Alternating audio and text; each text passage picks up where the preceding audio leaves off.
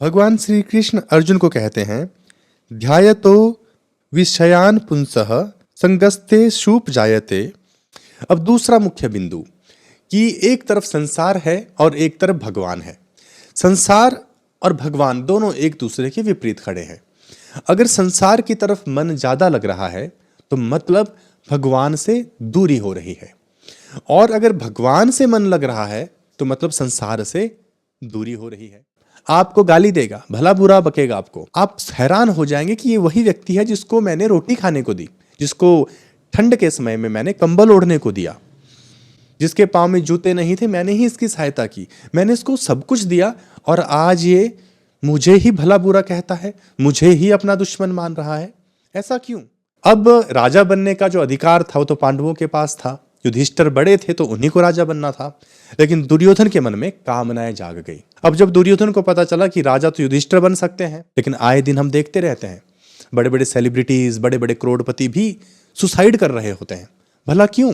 अगर इतना पैसा था फिर तो तनाव होना ही नहीं चाहिए था, टेंशन होनी ही नहीं चाहिए थी। श्लोक नंबर 62 और 63, अध्याय दूसरा, यानी कि चैप्टर नंबर 2, श्लोक नंबर 62 एंड 63। इससे पिछले वाले श्लोक में हमने देखा था कि भगवान श्री कृष्ण अर्जुन को बताते हैं कि किस प्रकार से अगर हम परमात्मा के परायण हो जाएं तो अपने चित्त से जो रस हैं उनको निकाल सकते हैं, यानी कि हम विषय वासनाओं से मुक्त हो सकते हैं। लेकिन इस श्लोक में भगवान श्री कृष्ण बता रहे हैं कि अगर ऐसा ना हो तो क्या होता है, यानी कि अगर जीवन में भगवान के लिए स्थान ना हो तो फिर जीवन कैसा हो जाता है।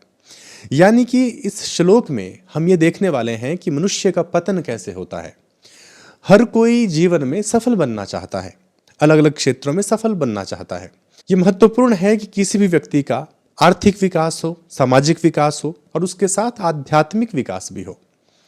लेकिन सब लोग इस सफलता को प्राप्त नहीं कर पाते हैं, क्योंकि बहुत सी ऐसी समस्याएं हैं या बहुत से ऐसे शत्रु हैं जो हमारे मार्ग में आ जाते हैं, और ये शत्रु कोई बाहर नहीं होते हैं, ये शत्रु हमारे ही भीतर मौजूद हैं। जब तक हम इन शत्रुओं को साध नहीं लेते या इन पे नियंत्रण नहीं कर लेते तब तक जीवन में सफलता कभी आ नहीं सकती, बल्कि अगर कुछ सफलता मिली भी है तब भी जीवन का पतन हो जाता है।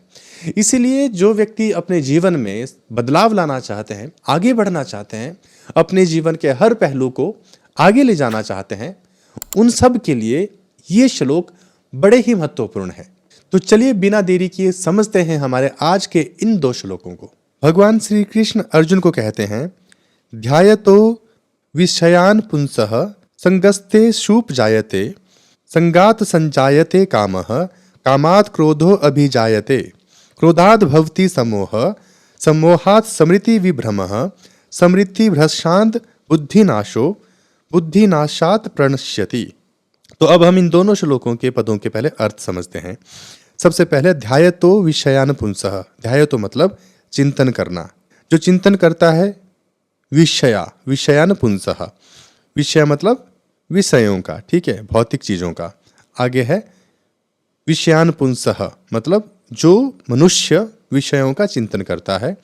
आगे है संगस्ते शूप जायते, इसका अर्थ हुआ आसक्ति का उत्पन्न हो जाना, ठीक है, लगाव पैदा हो जाना। आगे है संगात संजायते कामः, और आसक्ति से फिर या लगाव से फिर कामनाएं उत्पन्न हो जाती हैं। आगे है कामात् क्रोधो अभिजायते, और काम से फिर क्रोध उत्पन्न होता है। आगे है क्रोधाद् भवति सम्मोह, अब क्रोध से फिर सम्मोह हो जाता है, आदमी मोहित हो जाता है। आगे है सम्मोहात् स्मृति विभ्रमः, सम्मोह से फिर स्मृति जाती रहती है। स्मृति भ्रंशाद, स्मृति के चले जाने से। बुद्धिनाशो, बुद्धि का नाश होने लगता है। और आगे है बुद्धिनाशात् प्रणश्यति, और बुद्धि के नाश होने से विनाश हो जाता है, यानी कि मनुष्य का पतन हो जाता है। अब हम इसका भावार्थ समझेंगे, व्याख्या देखेंगे। तो सबसे पहले हम समझेंगे ध्यायतो विषयान पुंसः संगस्ते शूप जायते। तो पहले इस लाइन को समझते हैं। इस लाइन का मतलब यहां पर सीधा सा ये है कि जो व्यक्ति विषयों का लगातार चिंतन करता है, चिंतन करने से उसको उन विषयों के प्रति फिर आसक्ति पैदा हो जाती है, यानी कि उसके मन में लगाव उत्पन्न हो जाता है। अब यहाँ दो चीज़ें हैं जिनको पहले हमें समझना है। पहले तो ये हमें समझना है कि अगर हम किसी भी चीज़ के साथ ज़्यादा लगेंगे ना, ज़्यादा जुड़ेंगे, तो हमें उसके साथ लगाव उत्पन्न हो जाता है। आप अपने जीवन में देख लीजिए, कुछ लोगों के साथ अगर आप ज़्यादा जुड़ोगे तो उनके साथ भी लगाव पैदा हो जाता है, उनके साथ मोह का बंधन बनने लग जाता है। या अगर सुख सुविधाओं में ज़्यादा जुड़ोगे तो फिर उसके साथ आसक्ति हो जाती है, यानी कि आपने कोई काम किया, सुख मिला, अब आप बार बार उस सुख को चाहने लगे हैं, वो होगी अटैचमेंट। या जिन लोगों के साथ आप ज़्यादा रह रहे हैं, अब आप चाहते हैं कि उन लोगों के साथ आपको और ज़्यादा रहना है, और ज़्यादा समय बिताना है, तो ये लगाव उत्पन्न हो रहा है। ये किसी भी चीज़ के साथ हो सकता है, मान सम्मान के साथ भी लगाव पैदा हो जाता है। यानी कि अगर आपको मान सम्मान की आदत लग गई तो फिर आपको अपमान बर्दाश्त नहीं होगा, और आप उम्मीद करेंगे कि बार बार वो सम्मान आपको मिलता रहे। तो इस तरह से हमें आसक्ति हो जाती है चीज़ों का चिंतन करने से। विषयों का अगर बार बार चिंतन होगा, उनमें रहेंगे, तो आसक्ति हो जाएगी। और आसक्ति हो जाने के बाद भले ही आप उन विषयों का चिंतन करें या न करें, लेकिन चित्त में उसकी छाप रह जाती है, फिर मन बार बार उन विषयों की तरफ जाता है। जैसे कि हमने पहले भी बात की कि कोई फेवरेट डिश है आपकी, आपको उसके साथ आसक्ति हो गई है, भले ही आप उसको खा रहे हैं, नहीं खा रहे हैं, लेकिन मन में उसको खाने का जो दृश्य है ना, वो बार बार उत्पन्न होगा। इनकी चाहत आपकी बनी रहेगी, आप बार बार उनको भोगना चाहेंगे। तो ये हुई आसक्ति, किसी चीज के साथ लगाव हो जाना। आसक्ति व्यक्ति के साथ भी होती है, भावों के साथ भी होती है, स्थान के साथ भी हो सकती है, यानी कि किसी भी चीज के साथ हो सकती है। अब दूसरा मुख्य बिंदु कि एक तरफ संसार है और एक तरफ भगवान है। संसार और भगवान दोनों एक दूसरे के विपरीत खड़े हैं। अगर संसार की तरफ मन ज्यादा लग रहा है तो मतलब भगवान से दूरी हो रही है, और अगर भगवान से मन लग रहा है तो मतलब संसार से दूरी हो रही है। ईश्वर से समीपता का मतलब है संसार से वैराग्य होना, और संसार में राग होने का मतलब है ईश्वर से दूरी। अगर ये समझना हो कि हम ईश्वर के कितने नजदीक हैं और कितने दूर, तो ये इसी बात से पता लग जाता है कि आखिरकार हम चाहते क्या हैं, और हम क्या चाहते हैं ये पता लगता है हमारी डेली रूटीन से। हम सुबह से लेकर शाम तक क्या सोचते हैं और क्या करते हैं, वहीं से पता चल जाता है। अगर हम सुबह से शाम तक पूरा दिन इस भौतिक जगत के बारे में सोचते हैं, लोगों के बारे में सोचते हैं, छोटी छोटी बातों के बारे में सोचते हैं, तो मतलब हमारा मन इस दुनिया में ही लगा हुआ है। और अगर हम दिन भर सिर्फ उस परमात्मा के बारे में चिंतन करते हैं, इसका मतलब ये नहीं है कि आप पूरा दिन बस पूजा पाठ ही करते रहते हैं। इसका मतलब ये है कि आप जानते हैं कि आपके जीवन का उद्देश्य ईश्वर है, मुक्ति है, मोक्ष है, और उसी तरह से आप अपना जीवन जीते हैं, यानी कि परमात्मा को सम्मुख रख के पूरा जीवन जीते हैं। तो यहां से पता लगता है कि आपकी ईश्वर के लिए समीपता है, और जो ईश्वर के नजदीक होता है ना, वो दुनिया में ज्यादा रचा पचा नहीं होता है। तो दोनों ही चीजें विपरीत हैं। आपने खुद महसूस किया होगा कि अगर दुनियादारी में ज्यादा भागेंगे ना, तो भगवान आंखों से ओझल हो जाते हैं, और अगर भगवान आंखों के सामने सदा रहते हैं तो आपको दुनियादारी की फिर ज्यादा चिंता नहीं रहती है। तो जो पहली लाइन है ना, ये बड़ी महत्वपूर्ण है कि अगर हम किसी भी चीज को ज्यादा भाव देंगे ना, तो हम धीरे धीरे उसके गुलाम बन जाएंगे, हमें उससे आसक्ति बन जाएगी, और यही आसक्ति फिर दुख का भी कारण बनती है। तो ये पहला बिंदु है कि आसक्ति हो जाती है। अब इसके बाद क्या होता है, ठीक है, ये एक पूरी श्रृंखला है कि कैसे एक एक करके आदमी का पतन होता है। अगर हम इस चीज को समझ जाएं तो हम पहले ही अपने आप को रोक सकेंगे, खुद को देख सकेंगे, खुद को देख सकेंगे तो सुधार भी सकेंगे, परिवर्तन भी संभव हो जाता है। तो ये होगी पहली लाइन, पहला बिंदु। अब इसके बाद क्या होता है, अब हम उसको समझते हैं, यानी कि अगली लाइन के भावार्थ को समझते हैं। अभी इससे आगे जो पद है वो है संगात संजायते कामः। विषयों का लगातार चिंतन करने से या उसमें जुड़े रहने से अब क्या होता है, कामनाएं पैदा हो जाती हैं, जिसको हम कहते हैं एक्सपेक्टेशंस। ठीक है, हम सब ने सुना है, भगवान श्री कृष्ण ने भी बताया कि कामनाएं ही सारे दुखों का कारण है। किसी के साथ ज़्यादा मित्रता हो गई, किसी के साथ ज़्यादा लगाव हो गया, अब उम्मीदें भी बढ़ने लगी हैं, आप ज़्यादा चाहते पालने लगे हैं, जब ये पूरी नहीं होंगी तो फिर समस्या हो जाएगी। तो राग से कामनाएं उत्पन्न हो जाएंगी। ठीक है, जैसे हमने पहले भी बात की, अगर आप सुख सुविधाओं का ज़्यादा सेवन कर रहे हैं, खाने पीने की भी चीज़ों का बड़ा उपभोग कर रहे हैं, तो धीरे धीरे कामना पैदा हो जाएगी। कामना मतलब क्या, आपने एक बार जलेबी खा ली, ठीक है, 2 बार खा ली, 10 बार खा ली, लेकिन अब आपकी कामना जागने लगी है। यानी कि जलेबी खाकर जो सुख आपको मिलता है ना, उस मिठास का जो आनंद आप लेते हैं, आप उसको बार बार लेना चाहते हैं। पहले तो था कि चलो मिली ना मिली ठीक है, लेकिन अब आपको वो चाहिए ही। यहां से शुरू हो गई अब कामना। कामना के पीछे वेग होता है, एक चाहत होती है कि उसको हमें किसी भी तरह से पूरा करना ही है। पहले ऐसा नहीं था, लेकिन बार बार से उसका सेवन करने से अब हमें आदत लग गई है। तो ये आदत ही है आसक्ति, और अशक्ति से क्या पैदा हो गया? कामना, चाहते। अगला बिंदु, कामात क्रोधो अभिजायते। दूसरा बिंदु समझ में आ गया? ठीक है, आसक्ति से कामनाओं का जन्म होता है। और कामनाओं से क्या होता है? अब विषयों का चिंतन हुआ तो अटैचमेंट हो गई, लगाव हो गया। अब लगाव से कामनाएं पैदा हो गई, चाहतें जाग गई। अब हम उन चाहतों को पूरा करना चाहते हैं, और जब वो कामनाएं पूरा नहीं होंगी, उसमें बाधा डलेगी ना, तो फिर हमें क्रोध आने लगता है। इसके तो हजारों उदाहरण हैं। अगर ये चीज समझ जाएंगे ना, तो इससे बहुत जीवन में लाभ होने वाला है। आप किसी गरीब व्यक्ति को भी ना अगर ज्यादा सहायता करते हैं, ठीक है, और बाद में सहायता करना बंद कर देते हैं ना, तो वो आपके ऊपर ही क्रोध करने लगेगा, आपको गाली देगा, भला बुरा बकेगा आपको। आप हैरान हो जाएंगे कि ये वही व्यक्ति है जिसको मैंने रोटी खाने को दी, जिसको ठंड के समय में मैंने कंबल ओढ़ने को दिया, जिसके पाँव में जूते नहीं थे, मैंने ही इसकी सहायता की, मैंने इसको सब कुछ दिया, और आज ये मुझे ही भला बुरा कहता है, मुझे ही अपना दुश्मन मान रहा है। ऐसा क्यों? ऐसा इसलिए हुआ क्योंकि आपने जब उसको सुख दिया तो उसको उससे अटैचमेंट हो गई। अब उसको सुख बार बार चाहिए, तो उसके मन में अब कामनाएं पैदा हो गई हैं। वो चाहता है कि आप उसको उसी प्रकार से सुख देते रहो, देते रहो। ठीक है, अब वो कामनाएं अगर आपने कभी पूरी नहीं की, कभी मना कर दिया कि नहीं हो पाएगा, अभी नहीं मदद कर सकता, तो फिर क्रोध उत्पन्न होगा। इस बात को बड़े ध्यान से आपको समझने की जरूरत है। अगर लोगों को हमेशा ही खुश करने की आदत है ना, तो बाद में ना उन लोगों का क्रोध भी आपको लेना ही पड़ेगा। ये सिद्धांत है। आपको लगता होगा ना कि लोग कितने बुरे हैं, दुनिया कितनी बुरी है, कितना भी किसी के लिए कर दो, बाद में काटने को दौड़ते हैं। तो क्यों काटने को दौड़ते हैं? इसका कारण ये है, आपने अच्छा किया था, आपने भला काम किया था, लेकिन आपने इस सिद्धांत को समझा नहीं था कि अगर आप बार बार किसी को बस खुश करते रहेंगे ना, तो उसकी आदत लग सकती है। क्योंकि हर कोई विद्वान नहीं होता, हर कोई ज्ञानी नहीं होता, हर किसी ने गीता नहीं पढ़ी होती। तो फिर ऐसे लोग आपको काटने को दौड़ेंगे, बल्कि आपका नुकसान भी करेंगे।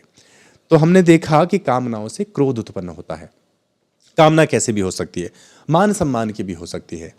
अब मान सम्मान नहीं मिला, अपमान हो गया, तो भी क्रोध आएगा। बहुत से लोगों को इच्छा होती है कि सामने वाला उनकी बड़ाई करे, मान सम्मान करे, उससे उनको खुशी मिलती है।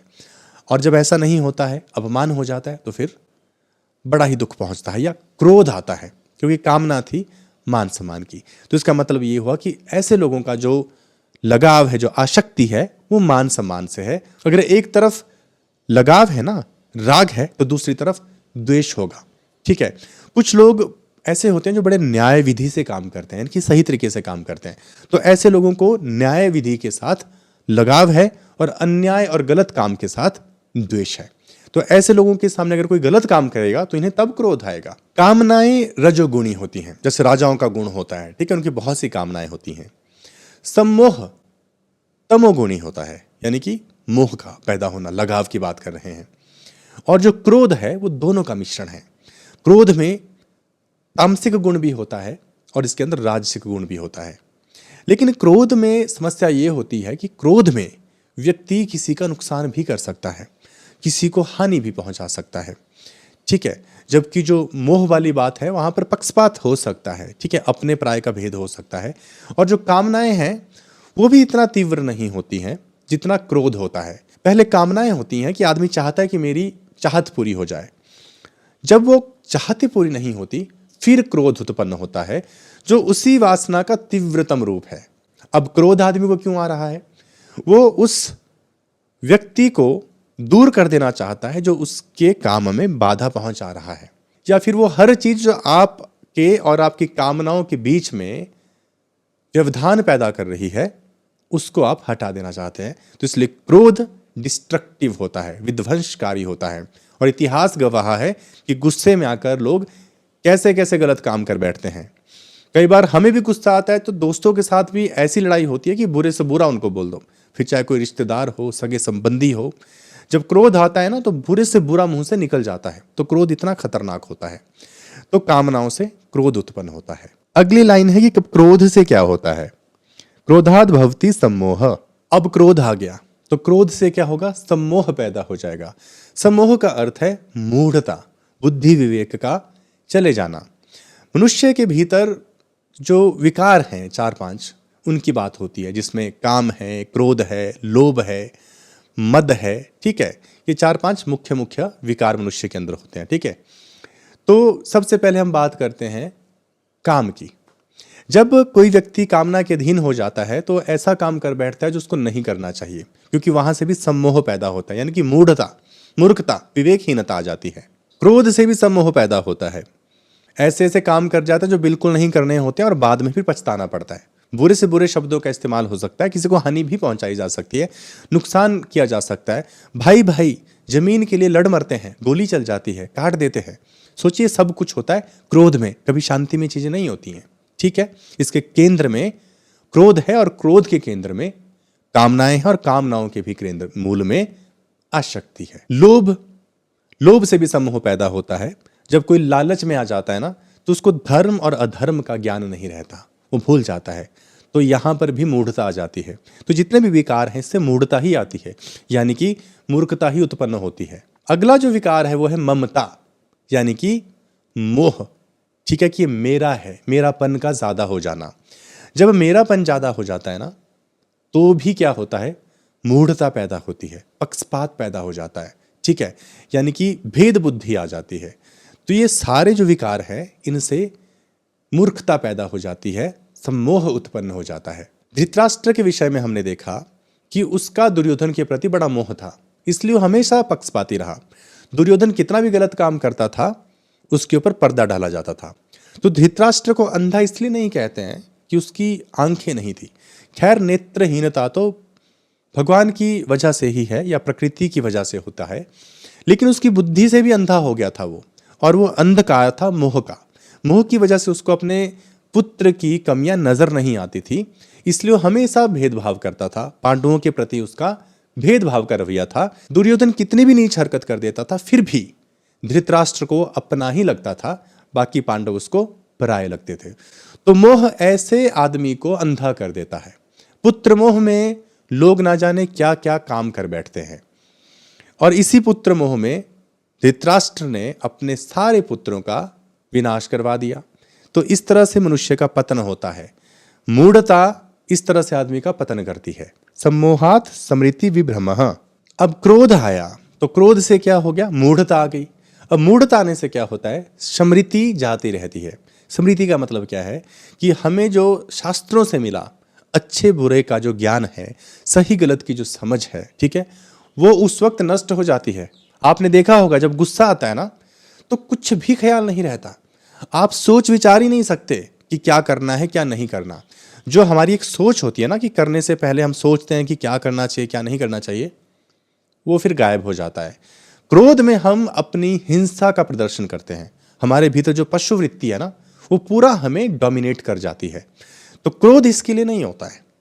क्रोध का भी बहुत ही अच्छा उद्देश्य है, क्रोध अपने आप में गुण है, लेकिन हम उसको अवगुण बना लेते हैं, ठीक है, और उसके ऊपर से अपना पूरा नियंत्रण खो बैठते हैं। बल्कि जो क्रोध रूपी राक्षस है ये हमको खा जाता है और हमसे ऐसे काम कराता है कि फिर हमारा बेड़ा गर्क हो जाता है। स्मृति भ्रंशाद बुद्धि नाशः। अब जब ये ख्याल नहीं रहा कि अच्छा बुरा क्या है, धर्म धर्म का पता नहीं, स्मृति चली गई, तो फिर आदमी का विवेक चला जाता है। उसके बाद उसको सही गलत का पता नहीं लगता है और वो मूर्खों की तरह ही कार्य करता है। इस बात को हमें अच्छे से समझना है कि क्रोध से हमारी स्मृति चली जाती है और उसके बाद हम विवेकहीन हो जाते हैं। अब स्मृति चली जाती है तो उससे बुद्धि का नाश होता है। बुद्धि का नाश होने से फिर क्या होता है, बुद्धि नाशात प्रणश्यति। अंत में बुद्धि का नाश हो गया तो फिर विनाश निश्चित है, ये सिद्धांत है। जो बुद्धि से पैदल हो गया ना उसको तो फिर कोई नहीं बचा सकता है। अब इसको कंक्लूड भी करते हैं और इसका मतलब भी समझते हैं। दुर्योधन को राज्य की सुख सुविधाओं के साथ बड़ा लगाव पैदा हो गया था, आसक्ति हो गई थी उसको। पहले चरण में आसक्ति हुई, अब आसक्ति हो गई तो उसकी कामनाएं जागी कि क्यों ना ये जो सुख सुविधाएं हैं इस पे मेरा आधिपत्य हो जाए, मैं ही राजा बन जाऊं। ठीक है, तो राजा बनने की कामना जाग उठी आसक्ति से। ठीक है, अब राजा बनने का जो अधिकार था वो तो पांडवों के पास था, युधिष्ठिर बड़े थे तो उन्हीं को राजा बनना था, लेकिन दुर्योधन के मन में कामनाएं जाग गई। अब जब दुर्योधन को पता चला कि राजा तो युधिष्ठिर बन सकते हैं, तो अब उसको ये लगा कि मेरी जो कामना है वो पूरी नहीं हो पाएगी। अब क्रोध उत्पन्न होने लगा।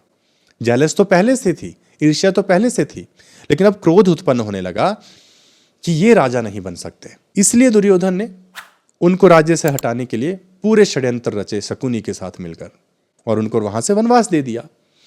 तो जब क्रोध आता है ना, तो फिर क्या होता है, मूढ़ता छा जाती है, मूर्खता आ जाती है। तो दुर्योधन के साथ भी ऐसे ही हुआ, उसको मूर्खता आ गई। अब मूर्खता आने से क्या होता है, स्मृति चली जाती है, अच्छे बुरे का ख्याल नहीं रहता। लाक्ष्य गृह में दुर्योधन उनको जलाने की भी कोशिश करता है।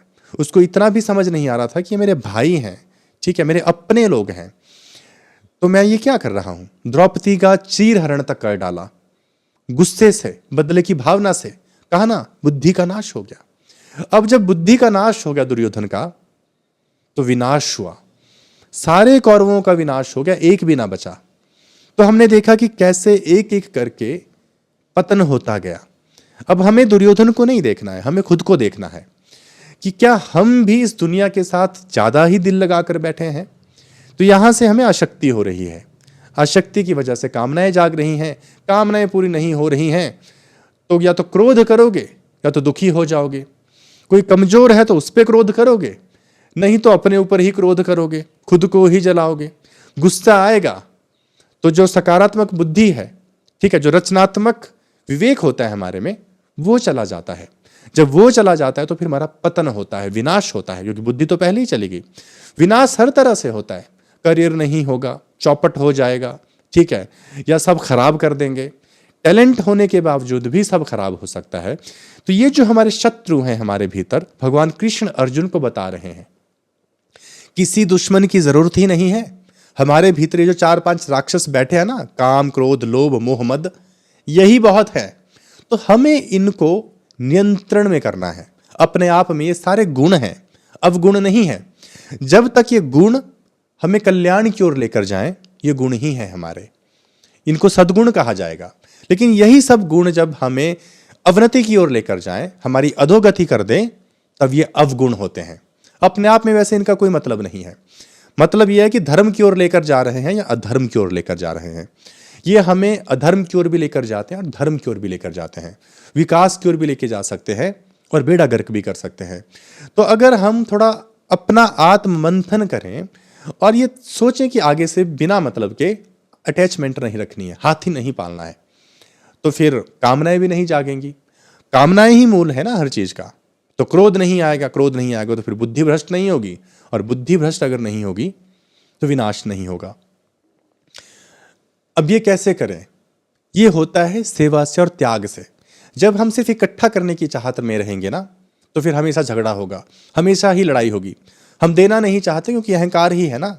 हम 1 रुपए के लिए भी लड़ सकते हैं, अपनी शांति खो सकते हैं, लेकिन उस शांति का मूल्य अगर समझ में आ गया ना, कि रात को चैन से सोना, आनंद में बैठना क्या होता है ना, तो फिर व्यक्ति छोटी छोटी चीजों को छोड़ देता है, वो अनदेखा कर देता है बहुत सी चीजों को, क्योंकि उसको पता है शांति अनमोल है, लाखों करोड़ों रुपयों से भी वो मिलती नहीं है। अगर ऐसा होता तो बड़े बड़े करोड़पति, बड़े बड़े नेता सबसे ज्यादा सुखी होते। लेकिन आए दिन हम देखते रहते हैं बड़े बड़े सेलिब्रिटीज, बड़े बड़े करोड़पति भी सुसाइड कर रहे होते हैं। भला क्यों? अगर इतना पैसा था फिर तो तनाव होना ही नहीं चाहिए था, टेंशन होनी ही नहीं चाहिए थी। फिर ऐसा क्यों? हम ये बात नहीं कर रहे कि आपको पैसा नहीं कमाना चाहिए या अमीर नहीं होना चाहिए, धन धान्य से संपन्न नहीं होना चाहिए। बात इतनी ही है कि जो भी करो उसके साथ लगाव नहीं होना चाहिए, और जो भी करो धर्म को सामने रख के करो, भगवान को सामने रख के करो। हमने शुरू में समझा था कि भगवान और संसार एक दूसरे के विपरीत हैं। जब दुनिया की तरफ चलते हैं तो भगवान दूर हो जाते हैं, और भगवान की तरफ दौड़ते हैं तो फिर दुनिया दूर हो जाती है। तो भगवान श्री कृष्ण ने इसका तरीका बताया कि कर्म योग करो बच्चा, ठीक है, तुम इस संसार में ही चलो, संसार में सेवा करो, तो दोनों एक दिशा में हो जाते हैं, कर्म भी और भगवान भी। उसी को कहा कर्म योग। योगः कर्मसु कौशलम, ठीक है, अब आपको विपरीत दिशा में जाने की जरूरत नहीं, आप संसार की ओर ही बढ़ते जाओ, लेकिन सेवा और त्याग करते जाओ, निष्काम कर्म करते जाओ, आप परमात्मा के ही समीप जा रहे हो। आपको विपरीत दिशा में जाने की जरूरत नहीं है। मतलब यह है कि अपनी तरफ इकट्ठा मत करो, संसार की तरफ दान करते चलो। ठीक है, तो ये जो श्लोक है बड़ा महत्वपूर्ण श्लोक है। उम्मीद करता हूं कि आपको ये श्लोक अच्छे से समझ में आ गया होगा। सिर्फ समझना नहीं है, इसको अपने जीवन में लाना है। जीवन में लाने के बाद क्या जीवन बदल रहा है? क्या आपकी बड़ी बड़ी समस्याएं अब टलने लगी हैं? आपने कुछ बड़े निर्णय ले लिए? क्या आपने कोई गुलामी की जंजीरों को तोड़ दिया है? क्या आपको शांति का अनुभव हो रहा है? अब आप खुश रहने लगे हैं, आनंद में रहने लगे हैं? अगर ये हो रहा है तो फिर इसका मतलब ये है कि गीता से हमें वरदान मिल रहा है। तो उम्मीद करता हूं ये श्लोक आपको अच्छे से समझ में आ गया होगा, और अगर अच्छे से समझ में आ गया तो इसका अभ्यास कीजिए, और इसका अभ्यास करेंगे तो आप देखेंगे कि कैसे हम अपने को धीरे धीरे सिद्ध करने लगते हैं। और यही गीता का उद्देश्य है कि हमारे जीवन से दुख दूर हो जाए, हमारे मन में प्रसन्नता आए, हमें शांति मिले, और हम धीरे धीरे अपने जीवन में आगे बढ़ते चले। गीता को रट रहे हैं लेकिन स्थिति ज्यों की त्यों है, मन में शांति नहीं है, तो फिर हमें उसको बार बार पढ़ना चाहिए, ध्यान से पढ़ना चाहिए, और उद्देश्य के साथ, संकल्प के साथ पढ़ना चाहिए कि हम सिर्फ पढ़ने के लिए नहीं पढ़ रहे हैं। ज्ञान मनोरंजन की चीज नहीं होती है, हमको उसको ग्रहण करना है, उसके लिए ग्राह्यता चाहिए। तो उम्मीद करता हूं आज का ये श्लोक आपके भीतर एक सकारात्मक बदलाव लाएगा। मिलते हैं हमारे अगले वीडियो में अगले श्लोक के साथ। देखते हैं भगवान श्री कृष्ण अर्जुन को क्या संदेश देते हैं। तब तक के लिए आप अपना ख्याल रखिए।